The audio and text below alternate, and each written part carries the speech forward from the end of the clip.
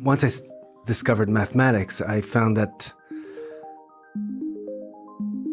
it was more artistic than anything that I'd ever seen before. It's more creative, is more ingenious, is more abstract. And with no author, no author, yeah. And it was just there, and you could study it, and it was infinitely deep.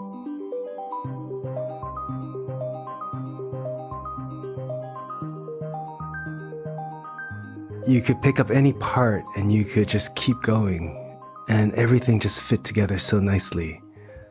And I just wanted to see more and understand more. And, all the mathematical writing that was on the blackboards, like from the graduate classes and things like that. I wanted to understand what they were about. And they must be representatives of some sort of world that I didn't have access to at the time. So I'm looking into your eyes. I'm seeing something that looks like a religious convert, or maybe like Ray Charles the first time he tried heroin or something. But you got the bug. Absolutely. Okay. Yeah, absolutely. I mean, it's the only thing I thought about for about 6 years. You're obsessed. I just dived into it. In fact, I don't think I had like kind of this really strong mathematical ability. I was just fascinated by it. And for me, it didn't come as naturally as it did for my brother.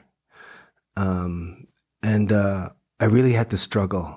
I really had to, I felt it was a real challenge to my self-worth. I felt like if I couldn't do this, if I couldn't understand mathematics, that life was just not worth living. Whoa. It was like that. I just decided I would prove to myself that I could do it. And to the exclusion of almost everything else. Well, this is, I mean, I'm joking around a little bit about heroin, but it does behave like that. Once you find out that there is a hidden world, and that this hidden world is strangely meaningful, and that it's clearly too beautiful to be constructed by any human mind. Mm-hmm. Like the most beautiful human minds can barely understand this world, but it's more like they're dusting off.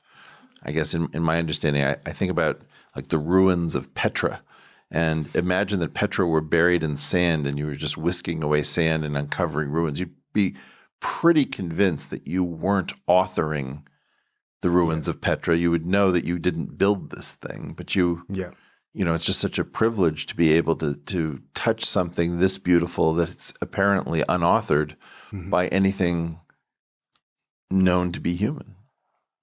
I mean, that's kind of my feeling of reverence and transcendence. Yeah, like there's this kind of eternal stillness in this world. And recently I've just picked up my old math texts, and the ideas there are just as fresh as they were, 30 years ago when I was studying them.